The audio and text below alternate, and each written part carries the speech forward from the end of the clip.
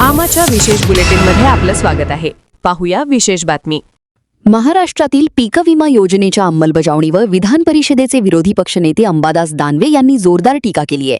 शेतकऱ्यांना पीक नुकसानीनंतरही वेळेवर आणि योग्य मोबदला मिळत नसल्याचा आरोप करत त्यांनी सरकारला इशारा दिला.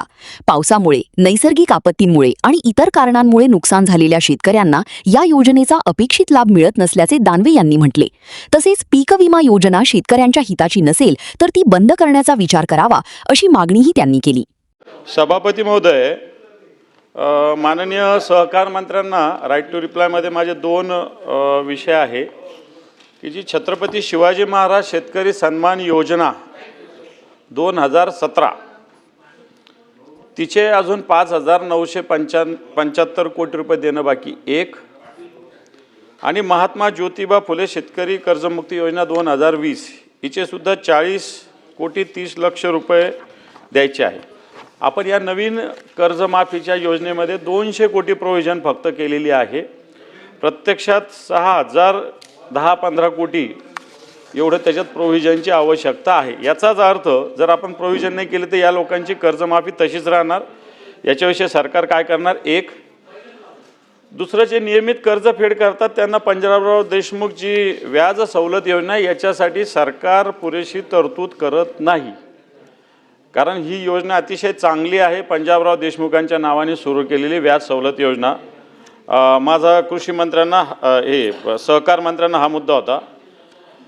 दुसरा माझा मुद्दा माननीय कृषी मंत्र्यांना, जे ठिबक सिंचन आणि तुषार सिंचनचे जे महा-DBTवर आपण जसं आता तुम्ही दुसरं नवीन सांगितलं CBDC, पण आधीचं जे महा-DBT आहे याच्यावर अजून बऱ्याच वांचं अनुदान प्रलंबित आहे. खूप लोकांचं आहे, माझ्याकडे संख्या नाही, पण अनुदान प्रलंबित आहे. याची प्रतीक्षा यादीनुसार आपण देतो. मग ते कधी देणार हा एक माझा प्रश्न आहे.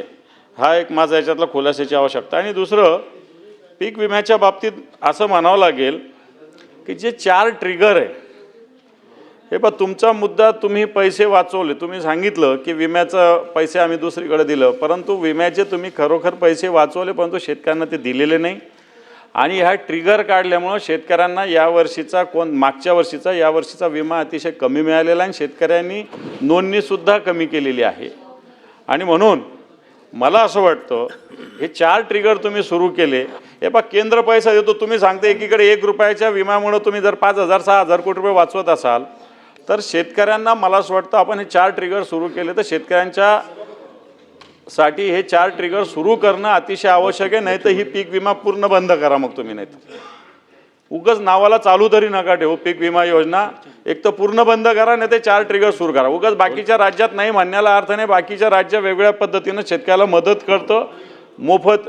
मला असं वाटतं एक तर पीक विमा योजना पूर्ण बंद करावी, नाही तर हे 4 ट्रिगर सुरू करावे. याच्यासाठी सरकारने पावलं उचलण्याची आवश्यकता आहे. दुसरं, मान्य पाटील साहेब, OTSची एक अडचण आहे.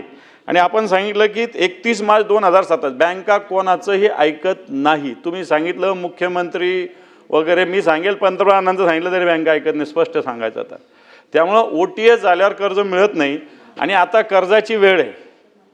आता तुम्ही शेतकरी आहे, मी शेतकरी आहे, मला असं वाटतं कर्ज आताच लागत असतं. जर तुम्ही एक तर क्लॅरिटी काहीच नाही, खात्यात पैसे पण नाही, आणि 2027 पण तुम्ही भरा म्हणतात, म्हणजे मी कर्जबाजारीच राहणार आहे. जर मी कर्जबाजारी तर मला बँक 1 रुपयासुद्धा देणार नाही. तुम्ही किती वरून आदेश दिले, किती मुख्यमंत्र्यांनी बैठक झाली, तर कोणतीच बँक ऐकणार नाही. मग याच्याविषयी सुद्धा तोडगा काढण्याची आवश्यकता आहे. त्याचा सुद्धा खुलासा सरकारने करावा. आमा चॅनलला लाईक करा, बातमीला शेअर करा, सबस्क्राईब फॉलो करायला विसरू नका.